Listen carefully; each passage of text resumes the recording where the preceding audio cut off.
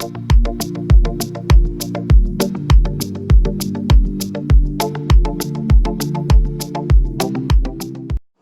soy Enrique Quintero, un saludo cordial. Les voy a hablar hoy del tema disfagia. En primer lugar, recordarles los objetivos docentes que se centran fundamentalmente en conocer bien los distintos tipos de disfagia, cuáles son sus principales causas y sobre todo cuál es el manejo clínico de un paciente con esta patología y los principales tratamientos de las entidades más frecuentes. Les marco aquí un tema bibliográfico que pueden recurrir para completar este vídeo.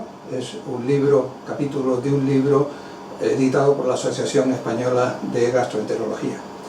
La disfagia se define como la dificultad para el paso del bolo alimentario desde la boca hasta el estómago y se debe diferenciar fundamentalmente del globo faríngeo o de la sensación del nudo retroesternal, que no está relacionado con dificultad al paso del bolo alimentario, que consiste en una sensación de ocupación a nivel de la garganta que es intermitente y de un carácter benigno.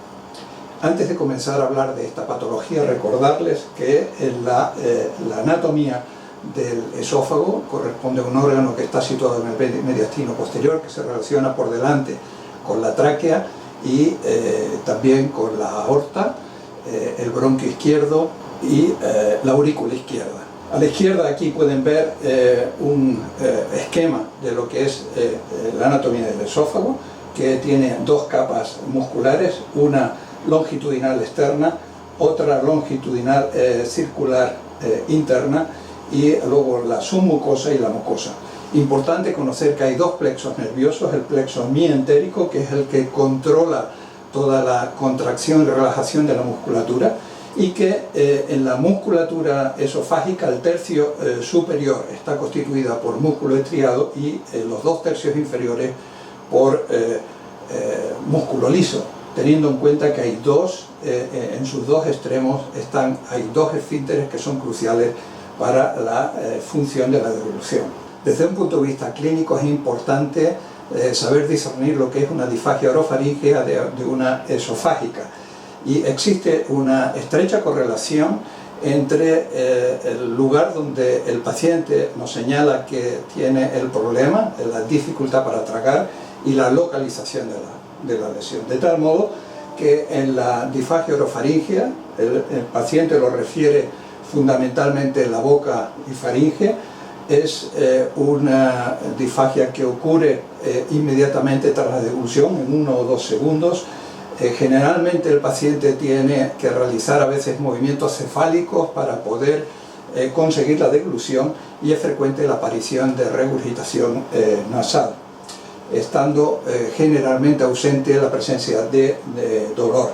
Mientras que en la disfagia esofágica la localiza el paciente en el área external, suele ser algo más tardía, entre 2 y 15 segundos, suele ocurrir o refiere a veces el paciente regurgitación de alimentos retenidos y ocasionalmente se puede acompañar de dolor. Lo más importante, quizás desde el punto de vista semiológico, es establecer la relación con la aparición en el tiempo de esta dificultad para tragar. En cuanto a la disfagia orofaríngea, existen 3 fases, una oral, otra faríngea y una tercera esofágica. Vean que el paciente puede iniciar una dificultad para la deglución en la boca o en la hipofaringea. Tengan en cuenta que intervienen en la disfagia 32 músculos y 6 pares craneales. Cualquier alteración en alguna de estas estructuras conduce o puede conducir a un problema en la deglución. Generalmente, cuando en la disfagia faríngea puede ocurrir regurgitación nasofaríngea o también aspiración pulmonar. Bien, aquí les muestro las principales causas de disfagia orofaríngea. Tengan en cuenta fundamentalmente las más frecuentes son las de origen neurológico, son pacientes que o bien han tenido un ictus o bien tienen enfermedades frecuentes como un Parkinson, o menos frecuente como la miastenia gravis, y existen otras formas. Tener en cuenta también de que puede ser que se produzca por una alteración metabólica, como es el caso del hipertiroidismo. Bien, ¿cómo afrontamos a un paciente con disfagia orofaríngea? Para el diagnóstico es fundamental realizar una buena anamnesis, un examen físico que incluya una exploración neurológica, sobre todo de pares craneales, y, si es necesario, examinar la deglución de alimentos sólidos o semisólidos o líquidos. También es importante realizar una analítica, por lo que les he comentado anteriormente, incluyendo una función tiroidea. Si alguno de esta aproximación inicial es anormal, tenemos que explorar a este paciente, y esto lo vamos a hacer en primer lugar mediante una endoscopia flexible, que puede hacer el otorrinolaringólogo o un gastroenterólogo. La segunda exploración es la videofluoroscopia, que es muy útil sobre todo para demostrar la presencia o no de regurgitación o de aspiración pulmonar. Y en tercer lugar, la manometría de alta resolución, que es una técnica que permite afinar en el diagnóstico final de estos pacientes. Y tener en cuenta que este es un síntoma de alarma. Por eso, de entrada, generalmente la gran mayoría de los pacientes van a realizarse una prueba morfológica, como es la endoscopia flexible.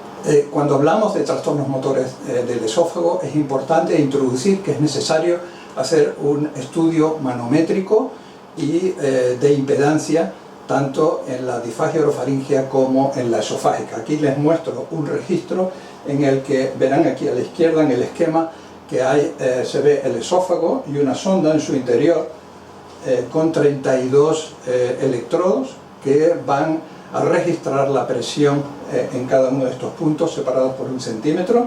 Aquí a la derecha ven el progreso de una onda peristáltica, y esto en la clínica lo vemos como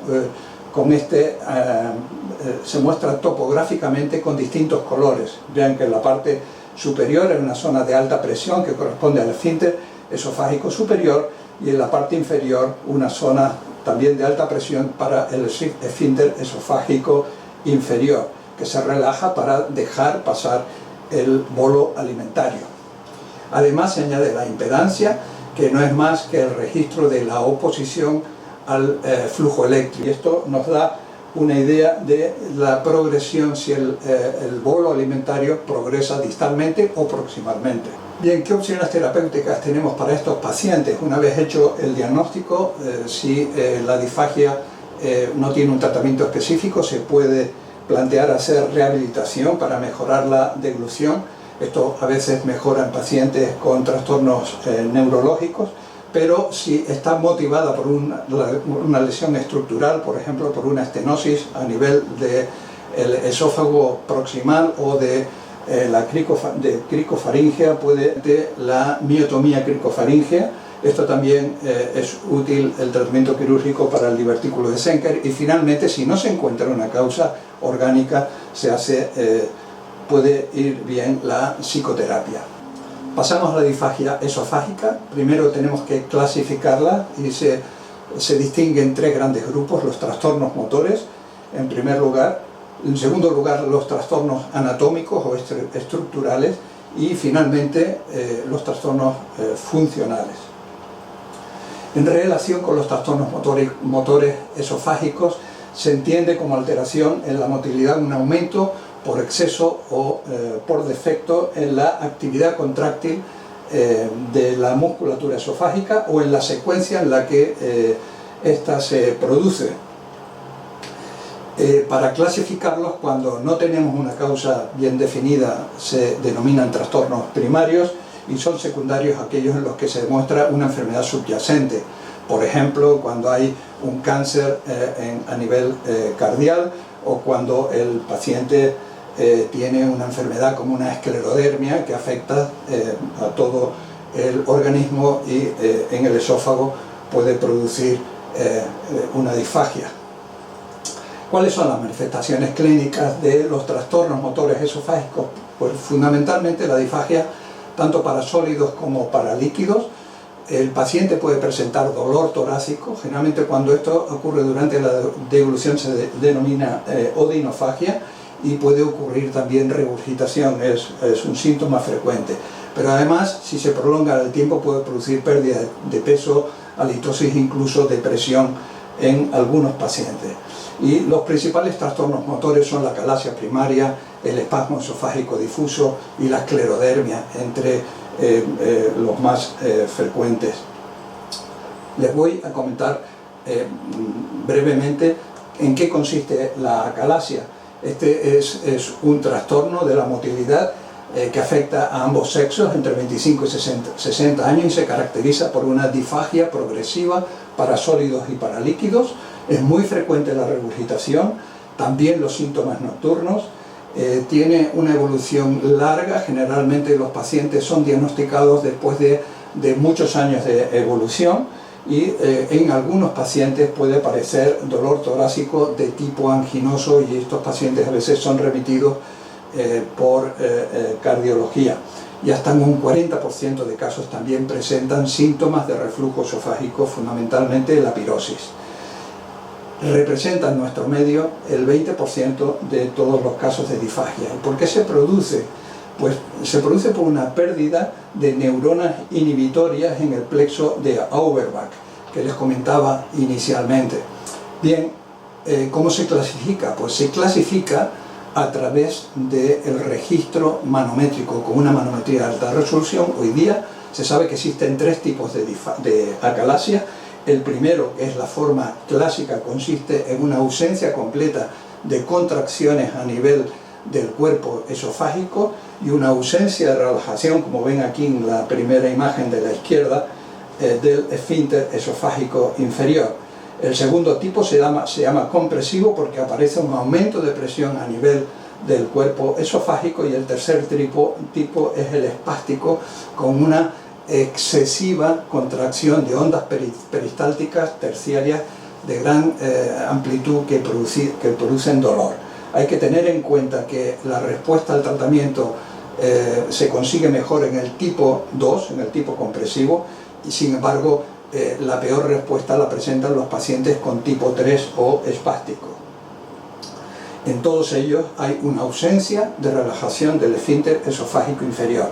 A la izquierda ven como pruebas complementarias está el tránsito varitado, en el que suele ser típico el afilamiento a nivel cardial de la columna de Vario, que se denomina un esofagograma en pico del oro, y en la endoscopia que ven aquí a la derecha, que se debe hacer siempre para descartar una neoplasia a nivel del cardia, se observa un aferramiento del tono del esfínter esofágico inferior a nivel del cardia, que cuesta a veces sobrepasar. ¿Cómo se trata esta entidad?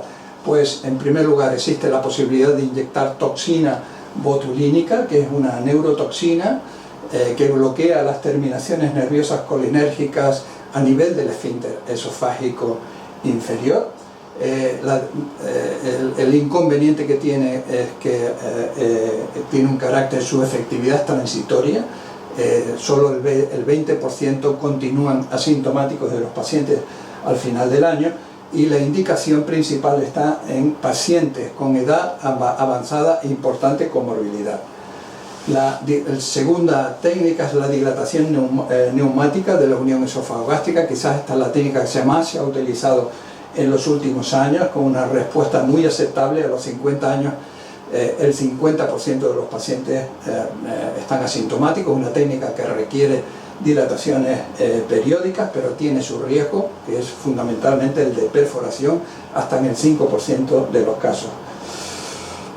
En tercer lugar está la miotomía o cirugía, que puede hacerse por vía laparoscópica, por la fundoplicatura de Heller, o también hoy día a través de la endoscopia por una técnica que se llama POEM, ambas con una eficacia muy notable.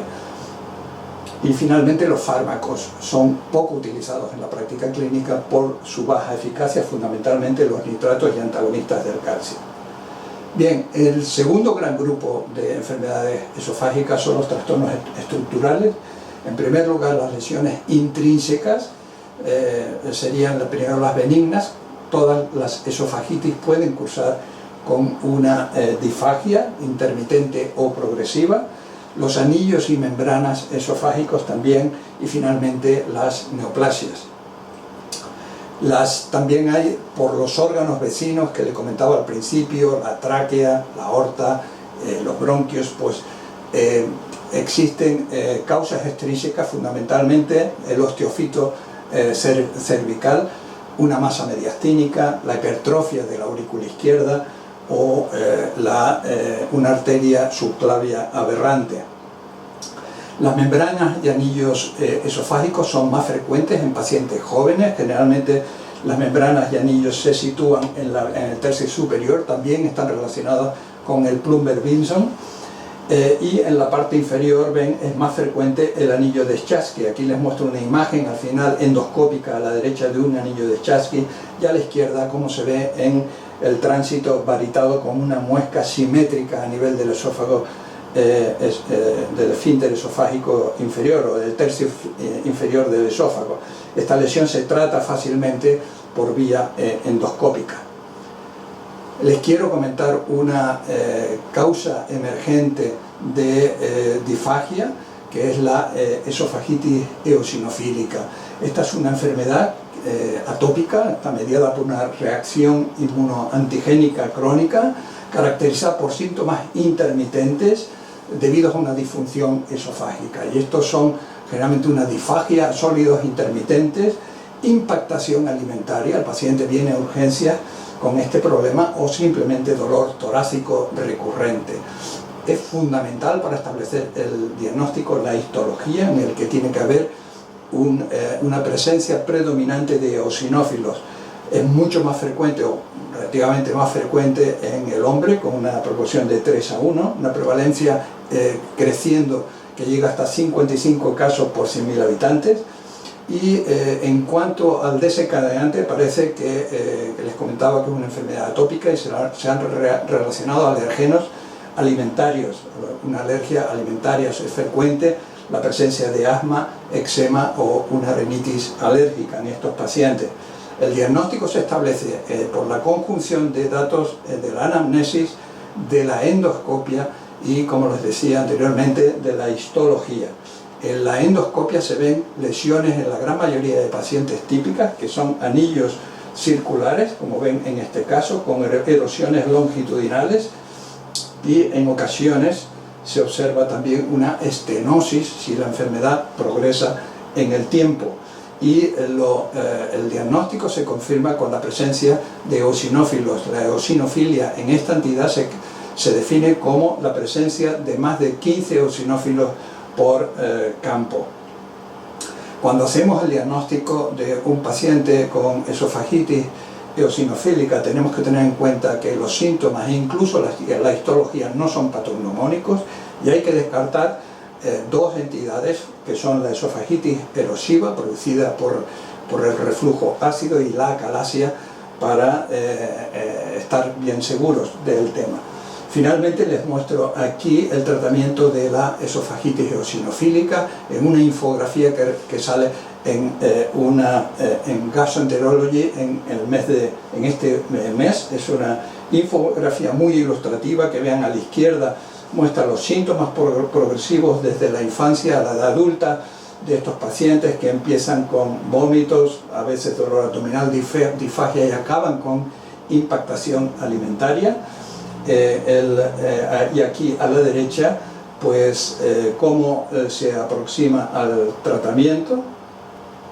Generalmente para tratar esta entidad se comienza por inhibidores de la bomba de protones, por inhibir la secreción de ácido, para descartar la posibilidad de que se trate de síntomas y signos relacionados con una enfermedad por reflujo gastroesofágico.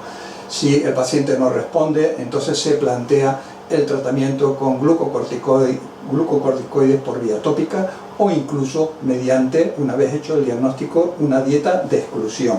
Y en los últimos años se ha remarcado que la eliminación de dos alimentos, fundamentalmente el leche y el trigo, consigue una buena respuesta en el 55% de los pacientes. Si la respuesta no es completa, podemos añadir dos alimentos más, fundamentalmente el huevo y las legumbres, aumentando el porcentaje de respuesta, y si esto todavía no ocurre, se puede añadir la exclusión de frutos secos, marisco y de pescado. Con esto, una importante parte de población de estos pacientes responden al tratamiento con dietas de exclusión. Y para terminar, este es el algoritmo diagnóstico para una disfagia esofágica. Tenemos un paciente que se presenta en la consulta con este síntoma. Lo primero, por esto les pongo una bandera roja, se trata de un síntoma de alarma. Tenemos que descartar una patología orgánica y la aproximación inmediata es realizar una panendoscopia oral con toma de biopsia. Si se detecta una lesión estructural, se trata, dependiendo de la lesión que sea. Si no, si la endoscopia es normal, hay que proceder a realizar una manometría esofágica de alta resolución con impedancia. Si esta detecta un trastorno motor primario, una acalasia, espasmo difuso, pues se trata la causa en cuestión. Si no es así, podemos proceder a hacer un tránsito varitado que a veces nos da información o detectar una lesión estructural, por ejemplo una compresión extrínseca o la presencia de un divertículo de Zenker. En fin, hay distintas alteraciones que pueden ser detectadas en el tránsito gastroduodenal y se trata la causa en el caso de que así sea. Si no, es posible que el paciente tenga un retraso en el vaciamiento esofágico o gástrico. Si esto no es así, en el tránsito lo veremos, se cataloga al paciente como portador de una disfagia funcional. Para finalizar, les pongo un vídeo sobre una videofluoroscopia al inicio normal, y verán que a medida que progresa la papilla de Vario, el paciente hace una regurgitación y una aspiración pulmonar. Este era un paciente con una alteración en el palato gloso.